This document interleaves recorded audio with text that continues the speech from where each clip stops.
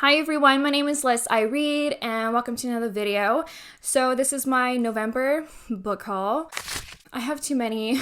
This has been an accumulation over the past couple months, I think. Either way, I have some books to share with you that I bought recently, and so let's just get on with it. So the first thing, actually a couple of things I got are Shadow of the Fox and Soul of the Sword by Julie Kagawa. This is her latest series. I've heard it kind of described as an anime, kind of. So 1,000 years ago, a dragon was summoned to grant a single wish, and then the empire was thrown into an age of darkness, and whoever holds the scroll of 1,000 prayers, a new wish is granted. So this was 1,000 years ago. Then we follow two people. We follow, I'm gonna butcher names, I will just say that right now, I'm sorry. Yameko, I think that's her name. She's half kitsune and half human, and she has part of the scrolls. And then we have a samurai. He is looking for these scrolls. They team up together to go, I guess, look for the scrolls, but she has it and she doesn't tell him that she has it. And they go on a journey together. The only books I've read by Julie Kagawa are The Iron Fae. I have a lot of good thoughts and feelings about The Iron Fae. It's an older series, kind of reads older, but I know she's really good at travel stories, so I'm really excited about that. I'm excited to start this series. I think the latest book, so it's a trilogy, came out, I think, just this past year. So I'm hoping to get to this at some point. The next book I have is Siege and Storm by Leigh Bardugo. As you can see from my massive bookmark, is I'm currently reading it right now. I'm rereading the series in preparation for the new Netflix show, and I'm almost done. I'll probably finish it today. And yeah, so this series, if you don't know, we follow Alina. It's a fantasy young adult series. We follow Alina. She is crossing this fold, which is this big expanse of darkness that splits the country in two. And while she's crossing it with a bunch of people, they get attacked by the creatures who live in the fold. And her powers present itself. She has light powers. And it's about her going to the little palace to train and try to hone her power. And the story progresses from there. And I'm in book 2. I'm enjoying it. I've been finding it hard reread. Like, Shadow and Bone I really enjoyed. I think I'm just burning out with rereading books. This was kind of harder to get through, but I'm almost done, and that's all I have to say about it. The next book I have is When We Caught Fire by Anna Godperson. I have not read from this author, but I do have her Lux series on my bookshelf. She writes historical fiction, specifically like 1800s. And this sounds like a love triangle, maybe even like a love square. But it's 1871, it's Chicago. She is betrothed to someone, he's the most eligible man in Chicago. She was in love with someone else from her past. She wasn't always in high society. She comes from a rougher background, I guess. But she was in love with someone from her past. And this is the part I'm not 100% sure about. She has a lady maid. Her lady maid is named Fiona. It says Fiona can't help but feel like she's losing the last thing that was truly hers, her heart. So I don't know if that means she secretly loves Emmeline, who's our main protagonist. I don't know. I have no idea. But I have it. I want to read it. I like historical fictions, especially 1800s. So I'll be getting to this at some point. The next one is super random, but I have Tales of the Slayer. It's based off the TV show Buffy the Vampire Slayer, and it's a compilation of short stories.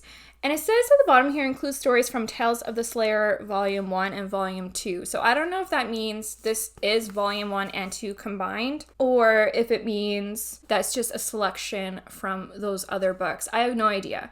But it's short stories, and it's specifically short stories in this universe. It's not following Buffy, I don't think. It's specifically telling the stories of other Slayers from the past. There's a few of them in here. I think there's like 6 short stories in here. And I bought it because I'm a Buffy fan. I love Buffy the Vampire Slayer. It's one of my favorite. If you don't know, Buffy, it's a TV show made in like the 90s. Buffy, she slays vampires, so it's like an urban fantasy world with vampires, werewolves, demons, a bunch of other things, and she has a group of friends who help her fight these demons. It's like Monster of the Week show. I do recommend it if that sounds like something you like. It's a teen drama, and it's a lot of fun, and I saw it. It was cheap. Why not? The next one I'm really excited for. I've never heard of it before, but when I saw the description, I bought it, and then I kind of forgot what it was until I read the description again. I'm excited again. So it's called Dark of the West by Joanna Hathaway. It's a fantasy young adult, and there's two main characters, and I think it's dual perspective. We follow Aurelia, I think her name's Aurelia, and Ethan. He is a pilot, but he is the son, the youngest son of one king in one kingdom, and she is the princess or daughter of another. And Ethan, his mother dies, and his dad, so the king, thinks it was the other nation's queen who killed his wife. And so he sends him to the other kingdom to spy on the royals there. So to see if it's true or not, I guess. And he develops a relationship with Aurelia. I think that sounds super good and cool. And he's a pilot, so I'm not quite sure if I understand this kind of fantasy world. So it's obviously not like medieval, but I'm really excited to read this. I've never heard of it before, but it sounds good, and I can't wait to read it. The next book I'm super excited for. I haven't gotten to book 1, but I bought book 2, and it's just gorgeous, and it's Vows of Thieves by Mary E. Pearson. I'm just like obsessed with these covers. That's the end papers, which is the map, and I love the spine as well, but I just love the red so much. It's so beautiful. I think I like this cover better than the first one. First one is Dance of Thieves, but it's a companion series of the Remnant Chronicles or the Kiss of Deception series. But this is what I bought recently. And I heard the second one is more romance heavy, which I'm totally fine with. The description isn't very descriptive. It just says, I'll just read the last little blurb. It says, when outlaw leader meets reformed thief, a cat and mouse game of false moves ensues, bringing them intimately together in a battle that may cost them their lives and their hearts. So obviously there's a little bit more description, but not overly. So I'm not really even sure what it's about really, but I'm excited to get to this series at some point. The next 3 are part of a series I started. There's going to be more than just the 3. Book 1 is A Date with Darcy. These are all part of the Bookish Boyfriends series. So book 1 is A Date with Darcy. 2 is The Boy Next Story. And the last one is Talk Nerdy to Me. So this is a contemporary romance young adult series, and they're all retellings. And the gimmick for this series is that the English teacher at this high school kind of drops classics in the hands of her students, and those books kind of help them with their love life, to be honest. So the first one obviously is like a Pride and Prejudice retelling. Book 2 is a Little Women retelling, and book 3 is an Anne of Green Gables retelling. And it's super, super good. I highly recommend it. I have book reviews for all 3 of these books. I recommend you watch them if you want to learn more about the books. But also I recommend just reading them because no one's talking about them. It's a really good series if you like YA contemporary romance. And I get the sense that there's going to be like tons of these books in this series. You probably could read them out of order, but I recommend you don't. I recommend reading them in order because you do see the couples later on the series.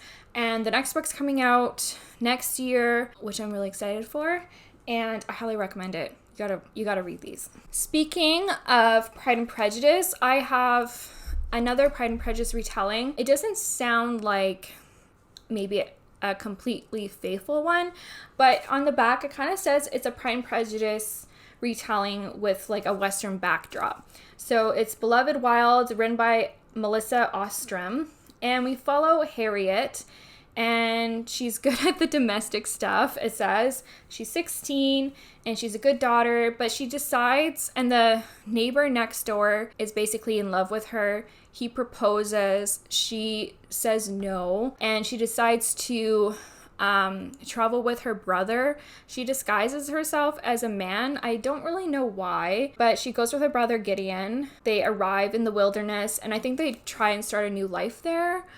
but she does end up developing feelings for the neighbor. Like I said, it sounds like it's a very loose retelling, and I don't know, I'm curious to see. I'm assuming it's young adult, and I'm excited to give it a try. The next one I have is The 1,000-Foot Floor by Catherine McGee. I've been hearing Catherine McGee a while with her, I don't know if it's called Reluctant Royals, but like her American Royal series. And I've heard that her books are very dramatic, almost like a teen drama, which I really want to try.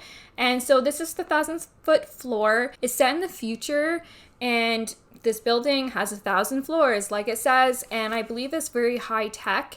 And it doesn't say on the back, but I've heard other people say, like, the higher you are in the building, the more prestige you have. So the lower you live, the poorer you are. So there is this like hierarchy here, and we follow 5 characters.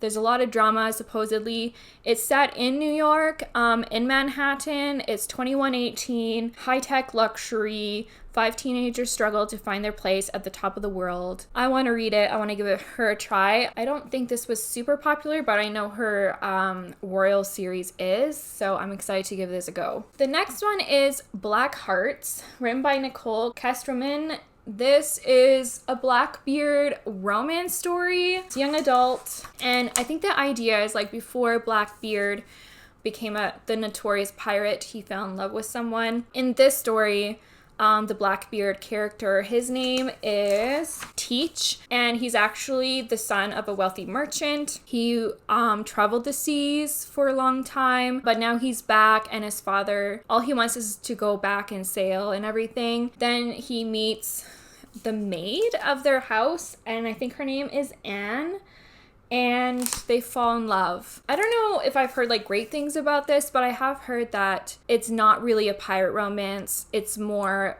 a historical fiction. I don't know what year it is. It doesn't say. But I like historical fiction, and I do like romance.